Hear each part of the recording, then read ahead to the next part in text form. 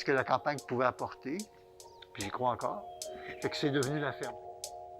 La ferme Berthousseau est un organisme à but non lucratif qui a comme vocation d'accueillir des gens qui ont besoin de vivre en nature ou en communauté ou simplement de prendre une pause du quotidien.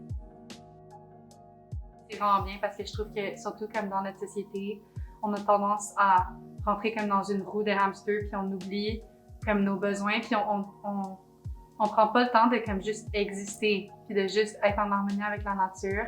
Et ici, c'est vraiment ça qu'ils mettent de l'avant. Après avoir pris connaissance de la mission de cet organisme, nous avons discuté des enjeux de celui-ci pour lesquels nous pourrions apporter notre contribution. L'aide financière nous est apparue d'une grande importance, étant donné le manque à gagner causé par la pandémie et les mesures de confinement. En effet, une des principales sources de revenus de la ferme est l'accueil de résidents tout au long de l'année. À cause de la COVID-19, la ferme a été dans l'obligation de mettre sur pause cette activité et par le fait même, mettre un trait sur leur principale source de revenus.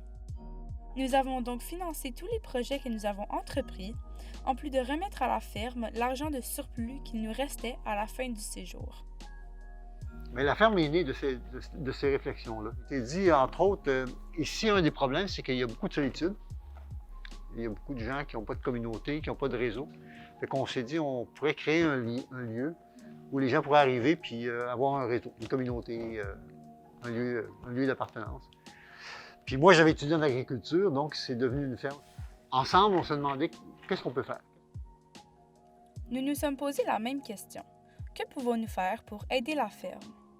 Après plusieurs discussions avec les responsables de Berthousseau, nous nous sommes arrêtés sur 3 tâches principales que nous allions réaliser au cours de notre séjour. La première consistait à repeindre un étage du pavillon d'accueil pour qu'il soit chaleureux lorsque l'organisme pourra recommencer à recevoir des résidents plus régulièrement. Puisque chaque chambre porte un nom, nous avons également fabriqué des écriteaux décoratifs à mettre sur les portes afin de les identifier. Pendant ce temps, la deuxième moitié du groupe avait la tâche d'installer de nouvelles gouttières et de réparer celles endommagées sur 2 des bâtiments de la ferme. 2 réservoirs de récupération d'eau de pluie de 1000 litres chacun ont aussi été connectés au système de gouttières. Afin de supporter ces citernes, des bases en bois ont été construites sur place. Sur chacun d'eux se trouve un robinet pour pouvoir utiliser l'eau récupérée lorsque nécessaire. Un des réservoirs se trouve à la sortie de 2 toilettes extérieures et l'équipe a alors choisi d'y installer un lavabo pour avoir la possibilité de s'y laver les mains. La dernière mission était celle de préparer le poulailler pour l'arrivée des poules cet été. La première étape était de le vider et de détruire ce qui était à l'intérieur, de vieilles structures de bois, des grillages, des planches, un muret ainsi qu'une porte. La prochaine était de construire des nichoirs et des perchoirs pour la ponte des œufs de poule et les installer à l'intérieur. Les filles se sont armées de drills et de planches de bois et ont passé les dernières journées de soleil à créer cette structure. Nous avons beaucoup travaillé à l'extérieur, mais le plus grand accomplissement, nous l'avons réalisé à l'intérieur de nous-mêmes. Nous avons appris à vivre en groupe, à surmonter des épreuves. Nous nous sommes découvertes.